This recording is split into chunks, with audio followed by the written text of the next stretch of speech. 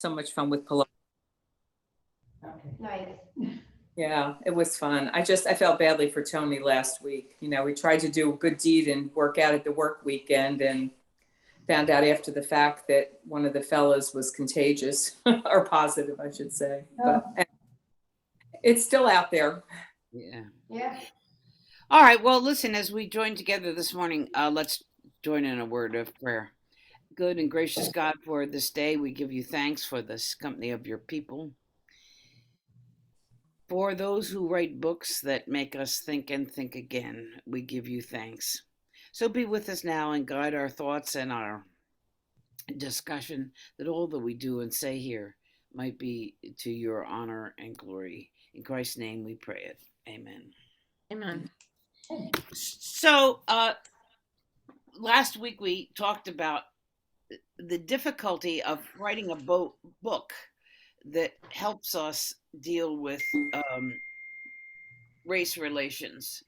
And one of the problems is there are apparently two kinds of books out there, this being an exception to those two kinds. One is the kind that hits you over the head and makes you feel guilty and really doesn't help you to do anything better. It just indicts you for your whiteness. And the other kind that is also not helpful is books on race that are sort of reactionary, of saying, well, Black people have had it too easy these last years. We can't just all accommodate to them. And in the midst of all of that, there's this book. And I picked it not because it's a particularly well-written book or anything like that, but I thought it was a gentle and thoughtful way into how we relate to anybody across any kind of divide, whether it's racial or educational or class or ethnicity and so forth. So that's where we are in the book. Last week I asked you to think about, was there anything in the book that you're reading that helped you adjust your attitude, your behavior, or your beliefs about anything? Now, did my friends do their homework?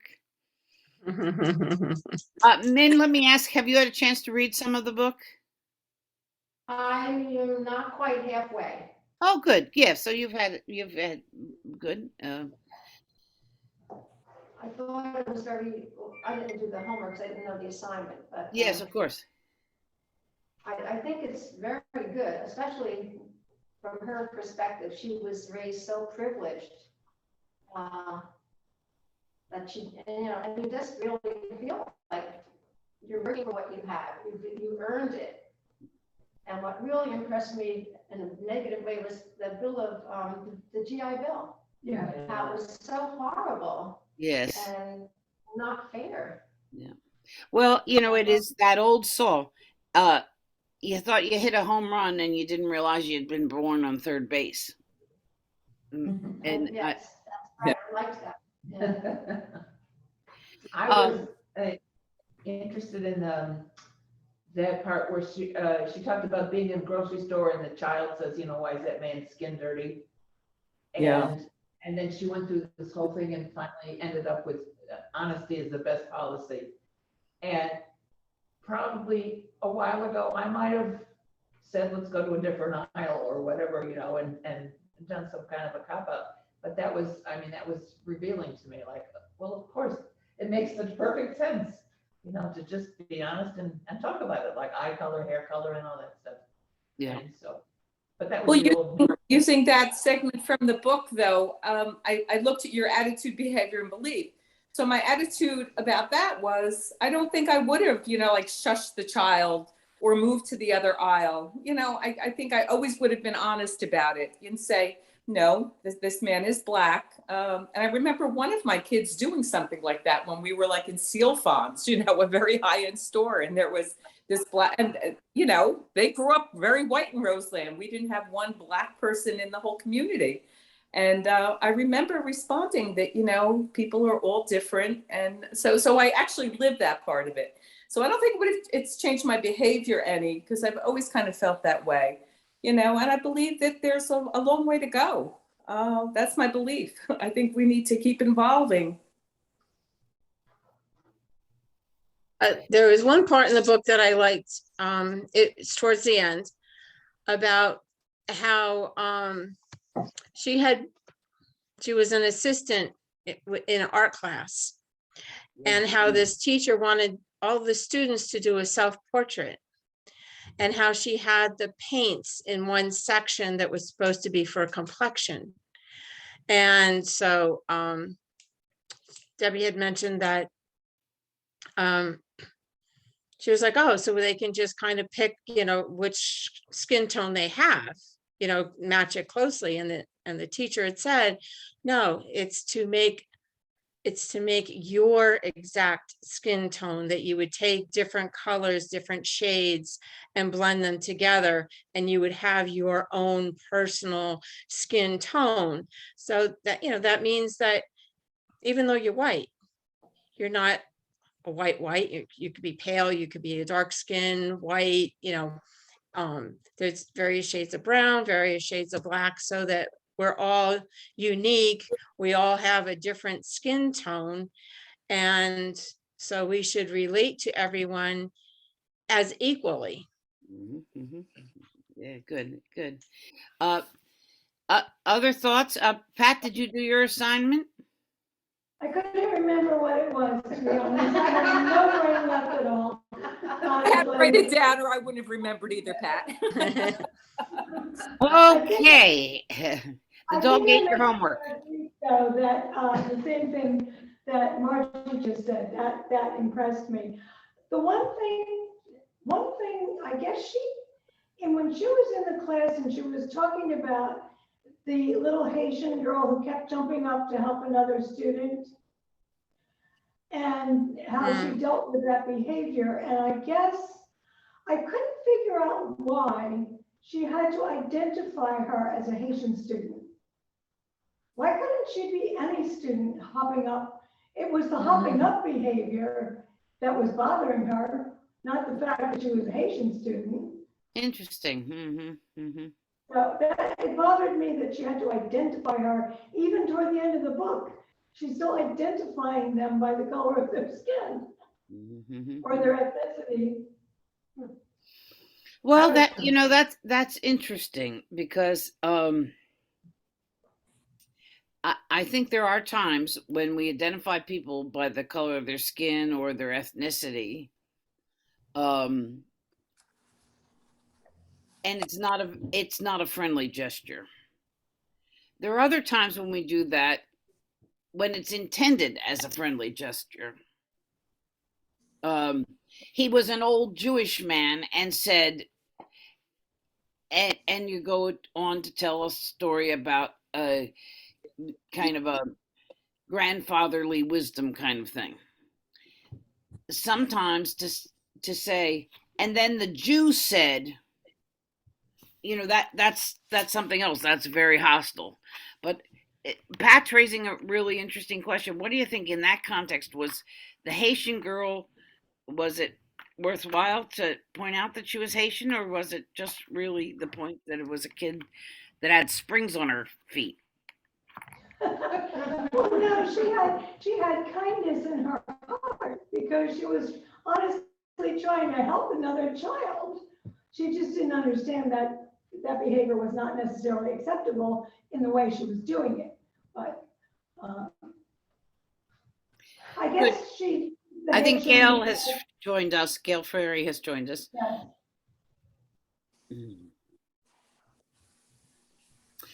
Yes. Sorry, Pat, go ahead. You were talking. No, I guess she might have actually identified her as Haitian because she was, it's a book about race, so she included that. Yeah. Let me ask you, part of the reality that comes so clearly to me through this is the extent to which Black people often feel that they're outsiders in their own world. And until recently, I have felt I've really understood how, particularly in television ads, until about 10 years ago, they were virtually all white people who ate Jell-O, who used Mr. Clean, who bought insurance, who bought cars, who smoked cigarettes, whatever. And then gradually, more and more people of color, various colors, black, brown, and so forth. I'm very cognizant in the last maybe 5 years of the same gender couples being displayed in ads. Now, part of my white privilege is I feel completely at home. You can have any diversity you want because I know me and my kind are the epicenter of the universe. I mean, I don't mean that I think it that way, but psychologically it's in there. I feel comfortable. Are there any circumstances in which you feel like the outsider, like at church? I think everyone here probably feels like an insider, right? You know, everybody at church, you feel very comfortable. A comfort level, yeah. Are there any places in which you feel like an outsider?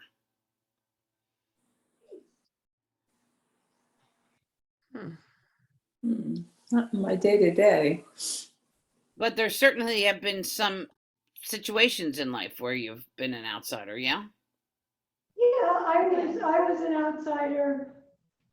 I taught at Manasquan High School for 25 years, and one of my favorite and best students was a Black girl. People don't realize that there's a large Black population in Manasquan High School. They think it's all Spring Lake, Cedar, Brielle, and Manasquan white kids, but there's a large contingent of Black students as well. And Raquel went on to Yale. She was not afraid to say that she knew she got there, not just for her brains, but because she was Black and female at the time. And she used to call me mom. Her mom had been murdered, so she was raised by her grandmother. And I went up to Yale and spent the weekend with her. And I was the only white person in her Black church on Sunday morning. But I have to say, I didn't feel like an outsider. They made me feel so welcome. Mm-hmm. I knew I was an outsider, but it didn't make me feel uncomfortable. Mm-hmm. Probably because it was church. Well, probably a combination of things. Yes, that it was church. Yes, that they were making you feel comfortable. And two, we take our white privilege wherever we go. I mean, we feel more or less at home. Is there anything that any of you remember in your home of origin, your birth home, that when you got to the outside world didn't think like that? Here's an example. I grew up with, my grandmother was from Scotland, and then we had a lot of cousins. And there were about 8 of us that were born right after World War II. And then there were a couple of years, and then there was another crop that were maybe 4 to 5 years younger than us. And my grandmother would always say to us on the way out of the house, because I was one of the younger ones of the post-war 8. And she'd say, "Now mind the wee bairns. You lot," speaking to us, "you lot mind the wee bairns." Do you understand what she's saying? Take care of the little children. Right. Yeah. And so we would go out in the world, and I would say, "We're supposed to mind the wee bairns." And I came to understand that that was not a common way to say it. I mean, I look at it now and I think it's kind of cute. but I came to realize it was something my ethnic grandmother said. And to be understood in the real world, I had to change it to, we've got to take care of the little ones. Like if we'd go to the playground or something, and nobody would be with the little kids and they'd be at the seesaw. Well, that's an invitation for a broken arm right there. So one of us had to stop playing kickball or whatever to go over and make sure they didn't kill themselves on the seesaw. And say, Terry, it's your turn to mind the wee bairns. And in the world, that's an odd thing. Maybe I'm not conveying this, but do you understand what I'm trying to ask you? Is there something in your household that you would say, and out in the real world, it was looked on as something odd? Well, I was raised Catholic, went to Catholic school from kindergarten right through high school. And so it was enforced into me that the Catholic Church was the only true religion, the only ones that could go to heaven. Uh-huh. And the other religions were heathens, basically, were not allowed to even step foot in a different kind of church. Well, after high school, I went to Newark to work in public service, electric and gas. And I was shocked at all the people that I worked with that weren't Catholic. And I kept thinking, but they're so nice. It was a very difficult thing for me to see these people and meet people whom I had never met before. That's a great example. That's a great example. It is. And now I'm one of the heathens. Right, and you're not going to heaven. That's right. But I think that these examples, Mim's and mine, are examples of what we call in sociology tribalism. There are ways we identify who's with us. And its real intent is to develop that community. My grandmother's real intent was to make sure that all her grandchildren felt a responsibility for the least and the littlest of her grandchildren. She would have said, family's important, and you take care of you take care of your little cousin as if it were your little brother or your little sister. And I think Mim's Catholic school was a way to make children feel good about who they were. The problem is tribal practices can make other people feel bad about themselves. Now, in fact, if Mim had been a different kind of a person and said, oh, gee, you all seem so nice, it's really a shame you're all going to hell.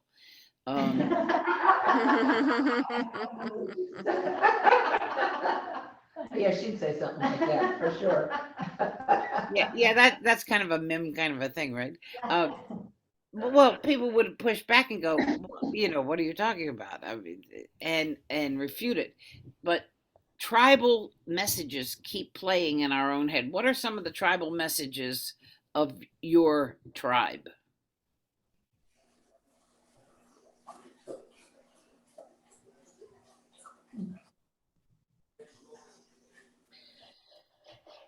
One of the things my mother would say whenever anybody did anything outlandish, now outlandish could mean eating with the wrong fork. It could mean wearing a baseball hat at the dinner table or something like that. And my mother would say, stop that. People will think you were raised by wolves. I'm pretty sure nobody has ever thought I was actually raised by wolves. But I think it was her way to say, we have our standards. It's hard. Like, I know I would come into the kitchen and she might be making something, and I would come in and get an apple out of the refrigerator and just bite it. And she'd say, get a plate and sit down. People will think you were raised by wolves. Well, first of all, there's no one watching. And I really don't think anybody's ever thought, gee, that Eileen Linder, she was raised by wolves. Unless you're secretly holding that thought, I don't think it's the case. But she was trying to say, our way is a right way. Now, we all do that because we want our, when your children are very little, if I brought my grandson Georgie to Marilyn's house, Marilyn would undoubtedly offer him something delicious that she has made, a cookie or something. And I would say, what? Georgie, say thank you. Thank you. Now, I hope George is 6, so he's old enough that he shouldn't need to be prompted anymore. I mean, he should know to say thank you. But things that have a very good basis to begin with can also become tribal in the sense that people who fall outside of that, we make a judgment about. Can you identify any of the tribal practices? Yeah, Margie. Well, when I was growing up, I had said last week that I had, the high school and the times that I was at, there was a lot of, racial stuff. I had Black friends, so they would come over to my house periodically, or I would go over to their neighborhoods, and it was always that, even though we had a few Black neighbors, we always, there was be careful of how many people are coming over, be careful of, who you're hanging out with, be careful of where you're going. So it was always that you had to be pretty much like on guard. Mm-hmm. And the one friend that I had, as I had mentioned last week, she was half white, half Black. So like she got teased a lot and she really didn't know where she fit in. We had a great friendship. We hung out together. We did things together, whether it be with whites, with Blacks. I mean, we did things together. Sure. But there was always that uneasiness of, okay, what neighborhood am I going to? Like what extra, how much caution do I need to have? Or, what are the neighbors when they came to my house? Okay, what are the neighbors going to think about all these kids that are at the house now? So Mhm. it was always that kind of stuff that Yeah, I had to deal with. Yeah, those are good examples. Others? Come on, Karen, you were raised in a Mennonite household, for heaven's sakes. She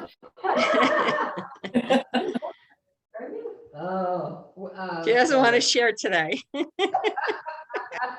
Well, my mother escaped, so I was partially Mennonite and partially Methodist, which I don't know, that's just how that worked. That's right. Your mother was the wild one in the Mennonite. She became a Methodist. She was indeed. Her father would not let her have a piano in the house, so she showed him. She went to Chicago and just left the farm. Goodbye, I'm out of here.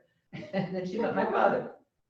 That's funny. But having taken many children to Lincoln Center, that part where she was talking about taking children to the theater, and the Black kids thought it was so scary. They'd never seen that many white people all in one place before.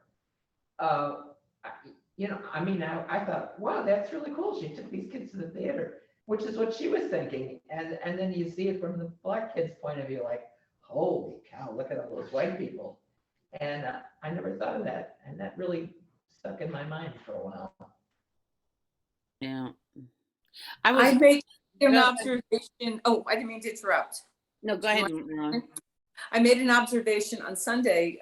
We were assigned the task of taking Paloma to a birthday party because both Anthony and Whit were working.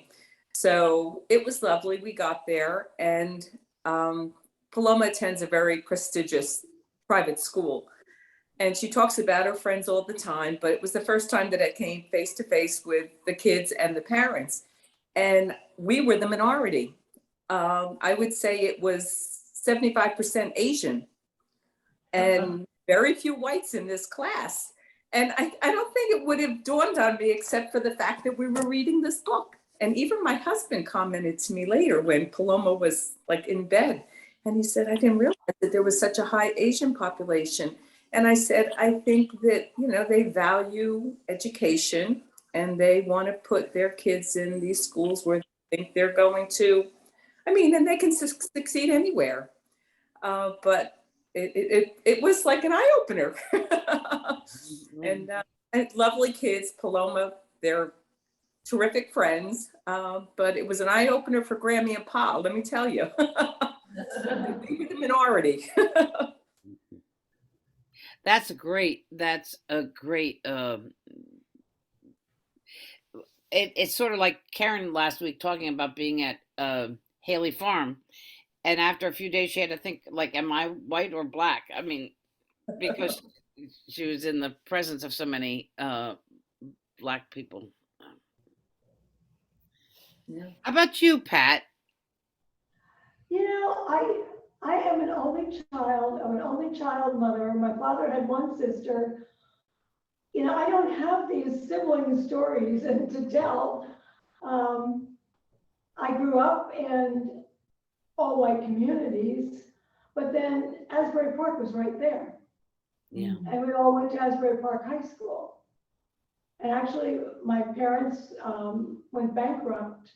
My father and his father had a business. They went bankrupt when I was in 7th grade. So I had to move from Onamassa Grammar School to Avon Grammar School in 7th grade, which was hard. I was the outsider there. But considering the fact that there were 21 kids in my class, it wasn't in the entire class. I made some friends. And then in Avon, you had your choice back then of going to Manasquan, Asbury, or Neptune.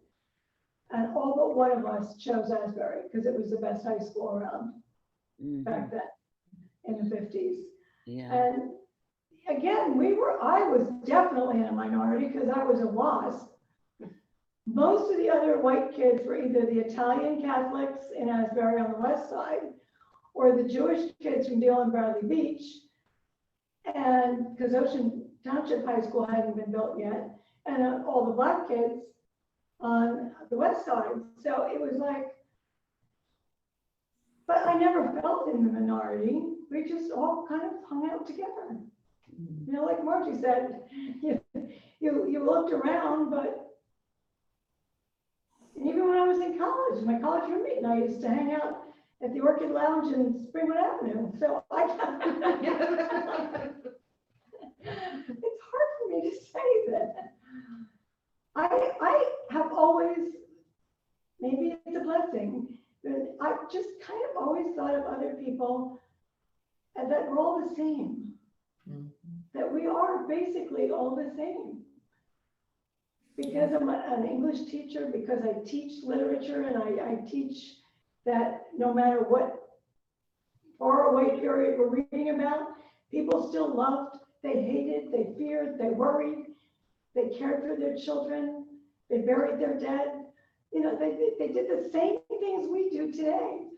And that's what I always encourage my students to look at everybody looking like the same. So Well, and as we saw last week when Margie was talking about, in some instances where it's a difference of class, not race, and you feel threatened, I mean, that people will steal whatever you have and bully and that sort of thing. Well, that's when you start to begin to associate traits, stereotypes. If I said to you, what are the stereotypes of conservative people? You might say sexist, or racist, and so forth. If I said, what are the stereotypes of liberal people? You might say, you know, bleeding heart liberals and tree huggers and so forth. And all of those are stereotypes that in a way make us feel like we're dealing with the person, even though we're not. We're not dealing with the individual. We're dealing with a stereotype. And do you ever find yourself doing that? I like to tell this story. When I was in seminary in Chicago, and my family lived in Philadelphia. So a couple times a year, I would make that long drive. And it was when they had just built Route 80, and which is a better way to go to Chicago than the more southern route of the Pennsylvania Turnpike to the Ohio Turnpike and so on. Anyway, but take Route 80. But in those days, there were no rest stops on Route 80. When you needed gas, you had to get off Route 80 and find a gas station. Well, there in the Kittatinny Mountains in western Pennsylvania, I got off and it was going up and down hills and looking for a gas station. Finally, I came to one of those little places that's a mom and pop restaurant, gas station, convenience store, kind of everything all at once. And the lady came out and she was filling my gas tank, and on the bottom, on the bumper, I had a sticker that said McCormick Theological Seminary. She said, "Seminary, is that where you go to learn to be a priest?" Well, in those days, I was in the, chip on the shoulder school of feminism. I said, "Minister, actually." "Why, do you have a problem with that?" She said, "Not me, lady. I pump gas." And you see, my assumption was that she had a problem with that. She was just asking a question of curiosity. And I think it's so easy for us to trade stereotypes with individuals. In fact, I think that's one of the things that's happening in our nation just now. That people are dealing with a sort of a cartoon of one another, rather than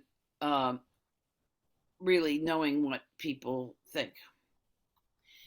Now, she talks in here. Do you remember she talks about going to a workshop and she watched a film or something, and she stood up and said, "Well, I think I'd like a little more detail."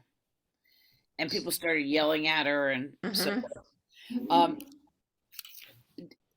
do any of you resemble those remarks? I mean, is there a kind of a fear of, she obviously offended somebody. In fact, several somebodies that, do you remember a number of people responded to her? And I think she did that. Remember, her husband was the producer of This Old House, the television program. Mm-hmm. So she was used to looking at rough cuts. Well, to tell your husband, "Gee, I would like a little more detail about whatever," is one thing. To see this as a film meant to help white people be more sensitive to black people, she should have known not to have any criticism of it. But again, white privilege works in such a way that we feel absolutely our viewpoint is wanted. And so one of the belief and behavior changes that I experience when I read something like this is that I want to be more inquisitive about people that are on the margins. I mean, seek out what their opinion is, as opposed to either assuming they don't have one or assuming I know what that attitude is. Does that make sense? Mm-hmm. Oh, yeah. These two fellows that come from the Valentine house to worship. Yes. when I was your pastor for a while there, and we started coming back, and they came. One time we fell into conversation. I think Betty Hughes had done the coffee hour. We did it outside. You remember when we first came back, and there were some leftover bagels and so forth. And she said to me, "Do you want these leftover bagels?" Well, there were like 8 bagels, with some with butter, some with cream cheese, whatever. So I said to these fellows, "Would you like these?" They're people. Oh yeah, they said, "This is great." And can we have some of those napkins too? And there was some fruit or something. They said, and how about that? You're going to eat those blueberries? No, no. We packed up the whole thing. Well, anyway, I became their pal. And so when they came to church, they'd check in with me. Sometimes if they saw me before the service, they go, "Oh yeah, how's it going? What are we having today for coffee hour?" And And I actually knew more about the sermon than I knew about what was going to be for coffee hour, and then because I'm their pal now, this year it came to me and said, "Well, this picnic they're going to have next week, we like to go, and we like those sandwiches too. Could somebody drive us?" I said, "Well, okay, I'll get that arranged." And I did, I talked to Michelle about getting somebody to give them a ride. But I'm sort of glad that I'm their pal.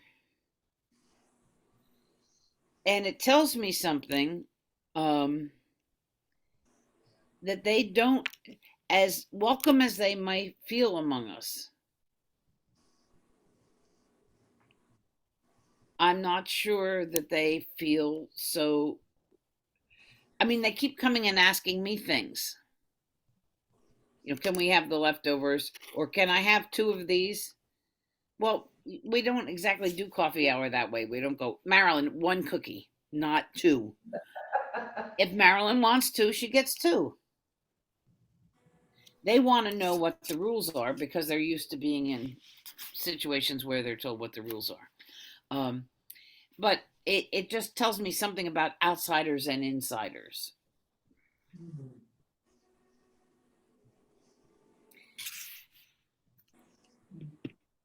So what else? What other vignettes from this?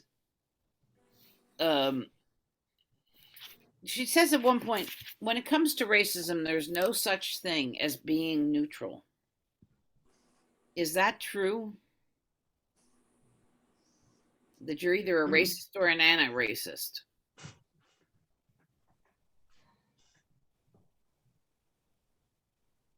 You're all very shy today. Is it because I'm not physically No, there? it's because I'm not sure we have instant answers. We have to think about this. All right. Okay. Give it some thought.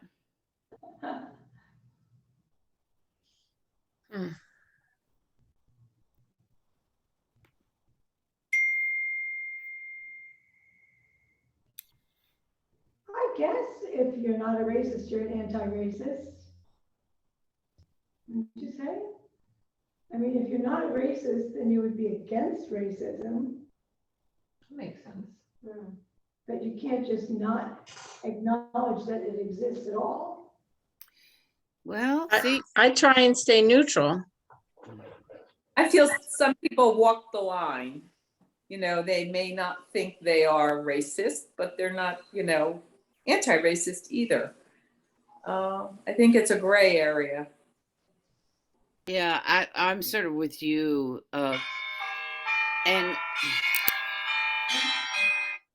sorry. And sometimes neutrality can be a good thing. That to say I'm not either actively acting as an anti-racist. I mean, because that can get really on people's nerves, and and I've been in places where people who understand themselves as being very actively anti-racist make a point, even in a group where they're all white people, of, you know, saying, well, you know, in fairness to others, I think we should say whatever, and they kind of correct. So I think it is that neutrality can be either. I think what Margie means by it is your mind's open. If it's Mhm. if it's a white person who's obnoxious, it's a white person who's obnoxious. If it's a black Exactly. person, Yes. um, and see, I like to think like that.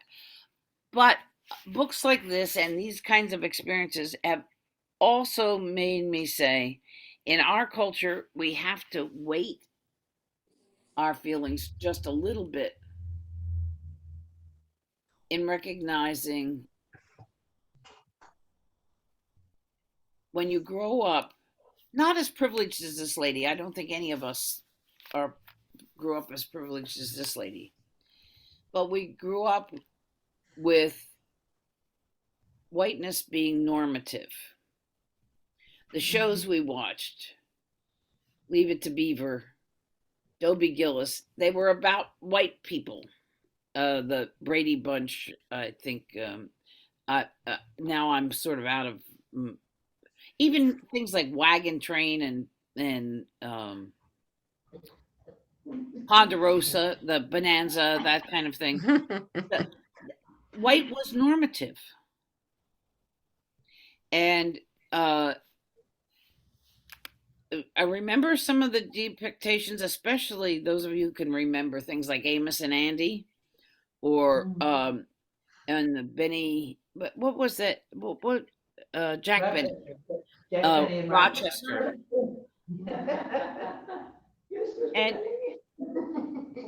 Benny. you know, I think that we need to weight it a little bit, um, as we you know, encounter folks, but remembering that business of who is an insider and who's an outsider, I think is really when my husband and I went to be mission personnel in Egypt, and the first night I can remember so clearly, we were in a hotel in Cairo. We had traveled, and you know, sometimes you're so tired you can't go to sleep. Do you know that feeling? Mhm. Yep. You're so wound up that even though you're exhausted, you can't go to sleep. And I could hear the voices outside the window saying things like this: Mahaba, Ezek. And I thought, oh my God, there's going to be a fight. Well, I later learned that Mahaba means welcome. Ezek is how are you?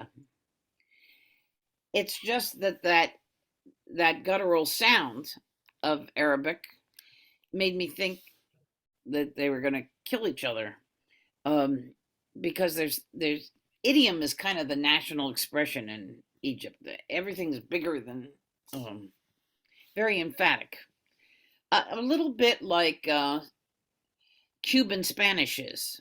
You know, it's very emphatic, and uh, by observing that, I was absolutely an outsider. And when you're an outsider, it's very important that you read the situation. That's how you stay safe, right? Mhm. And when you're an outsider, you can make wrong conclusions. I thought they were going to kill each other. That's the way Arabic sounds. And, you know, much later, I would hear American friends would come, and when I could understand and speak Arabic, and somebody say something, and then they would leave, and uh, my American friend would say, "Now, were they upset over that?" No, no, no. That's just how Arabic sounds. Actually all they were saying was, "I'll see you later, inshallah." But it sounds like they might have been saying something. So we read into it. So what else? She talks about hurting people's feelings. She realizes she hurt people's feelings. And one of the points I think she makes that's a good one for us to remember is this is again about that conference that she went to, and she commented on the movie, and everybody took offense at what she said. I think think of a time when you've hurt somebody's feelings, especially when you didn't mean to. You absolutely didn't mean to. I think one of our tendencies, certainly my tendency, is to explain myself. Well, if I've said something that hurts Pat's feelings, I don't make it better by explaining my intent was really good. I make it better by acknowledging that I've hurt Pat's feelings. But our instinct is to essentially defend ourselves. Do you follow what I'm talking about? Mm-hmm. And I think that's one of the areas where interracial or intertribal, I'm going to use the word tribal because sometimes it isn't race. Sometimes it's gender, sometimes it's age. I mean, I think we've all had times when a man says something to us and we're not sure whether it was an okay thing to say or whether it was kind of a little out there, kind of on the line. And that's a business of being normative or not normative. I mean, we're white women. White men are normative to a factor of 2, if you understand what I'm saying. I like the reference that Debbie made when she said that she was out with her husband, Bruce, and they ran into the nuns. And he made a couple of comments that she was sure they were going to take as being like sexual innuendo. And they rolled with it. And, they could be heard laughing, a block away as they walked away from them. Yeah. But you just never know. You don't know how it's going to be taken. That's right. And how do you feel about being careful? I probably err on the side of being careful. I don't know if that's a good thing, but I do. How do you feel about that? I think I'm too old to change my. Mm-hmm. Can't teach an old dog new tricks. That's who I am. Probably who I will always be. Yeah. Okay, good. Fair enough. Yeah. Well, I don't like the feeling of walking on eggshells. No. Pat, But you were saying? there are family members that I have that you have to walk on eggshells with. And because you never know if you're going to say something that's just going to set them off and either hurt their feelings or make them angry, and you just never know. It depends on the day, the mood, whatever. Yep. Because That's a good illustration. It's hard. And they're family members, so you can't just not be in their presence. Well, that's right. Yes, there's. You can pick your friends, you can't pick your family. Well, and that's true. And your kids marry people, and they have to come with their own sets of traditions and so forth. And so, yeah, we do have to learn. But in those cases, I think we are very eager to be careful because we don't want to touch off those kinds of circumstances. Right. I think in society, we're less careful about other people and other races, particularly. I'm I'm so struck at, I see these trucks going around with these.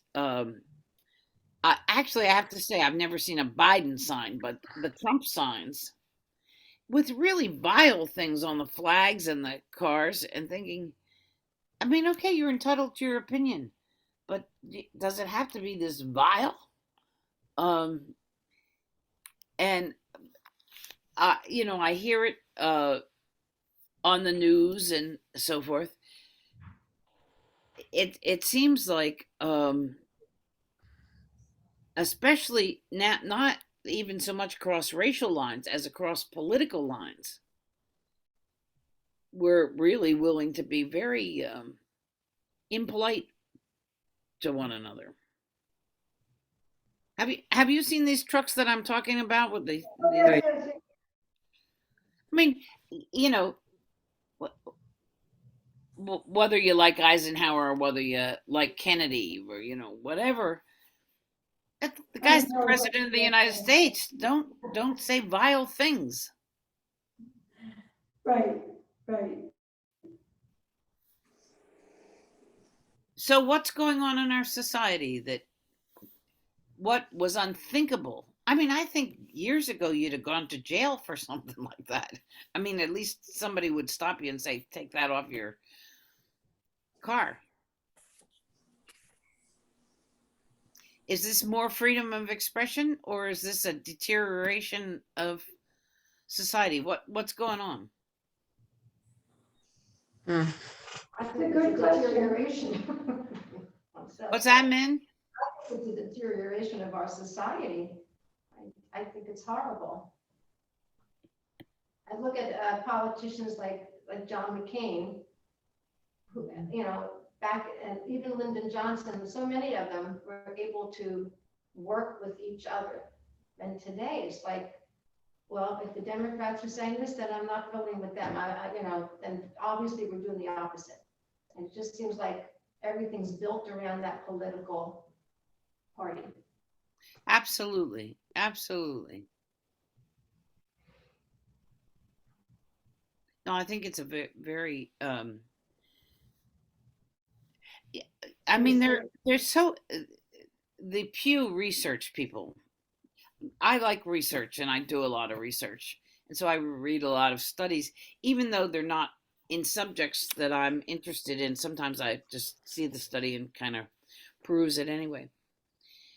The Pew Research took a bunch of issues like gun control and abortion, um, interfaith marriage, things like that.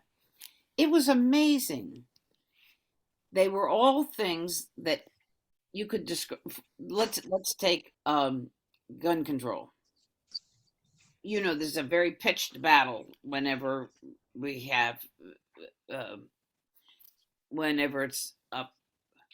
But in truth, a majority of people, I mean, like really a majority, like 87% or something, believe that people should have a right to guns, that the Second Amendment is important for hunting or just for target shooting or whatever it is they do with guns. Almost everybody believes that's a right, like 87%. And like 87% think there's no reason for civilians to have automatic weapons. So what are we fighting about? It's very hard to understand how we can be divided. Abortion's another one where almost no one thinks you should have abortion on demand at any time in pregnancy. And almost nobody believes that there ought to be no abortion at all. And when you parse it down, most people will say, well, abortions should be allowed, certainly for rape or incest, and up to the time of viability of the fetus, and then not after the time of viability. Well, why are we in such pitched conflict if we more or less agree? Now, what do you think? Is Pew wrong? Are they just counting the numbers wrong? I understand. I think the people that are anti-abortion feel that the second that fetus is formed, it's a human being, even though it's not a viable human being yet. It doesn't even look like a viable human being yet, and therefore should be protected under law. That's their thinking. Mm-hmm. And that's why it's illegal, because it's murder. Well, okay, but that's based on an idea that there's something precious about the child, right? See, I would believe that the anti-abortion forces really were those who love children if they would show me that there's not an adoptable child available in America because they love children so much. But that's not the case, is it? No. So I rather doubt that it's about love of child. I think a lot of the problem is that people feel the government should not be involved in that kind of a decision. Oh, that's a good point. That's a good point. Well, on that one, by the way, I think the Presbyterian position is really quite a good one. That that abortion should be safe, accessible, and rare. That's the Presbyterian point of view. I think that's a pretty good point of view. All right, so next week I really want to talk about the way in which, what do we do? If it were up to you, what would we do to change the racial dynamics of our society? What do white people have to do? What do people of color need to do? Good. Marilyn's writing this down. Of Patty, course. don't you tell me you forgot what you were supposed to do. What do people of color need to do? What do white people need to do that we get along better? This author quoted Edmund Burke, and that kind of wraps it up. All that is necessary for evil to triumph is for good men to do nothing. And I really believe that, not just in cases of racism, but just in life in general. I think I absolutely agree with you. I absolutely agree with you that I've been places where things go awry. And I know that if people just stood up and said, stop this, that I think that's true. But now, what is the good thing to do? We're going to explore that next week. That's the question. I hope and trust that Barbara Royce has been with us. She's going through a lot of medical tests and preparing. But let's take this opportunity, because we're recording, to tell her we love her and we wish her well. And we'll pray for her. And I don't know, there's somebody else Lynn Holm, I think, was going to watch the recordings. I don't know whether they'll join us next week or whether it'll just be us chickens again. But I hope to feel better and be with you physically. And Marilyn, maybe we'll have a heyday. Both of us can go in person next week. Yes. I'm so I know. Thank God for Zoom. That's all I can say. Yeah. Well, Yes. Yeah. no, it's been very good to us, hasn't it, over the time? Yeah. Yes. All right. Well, thank you very much, and Thank you. look forward to seeing you next week. Okay. Take care. Have a good week. Have a good week. Karen, turn off the recording, would you please? Yes, ma'am. Thanks. Bye-bye, everybody. Bye-bye. Bye.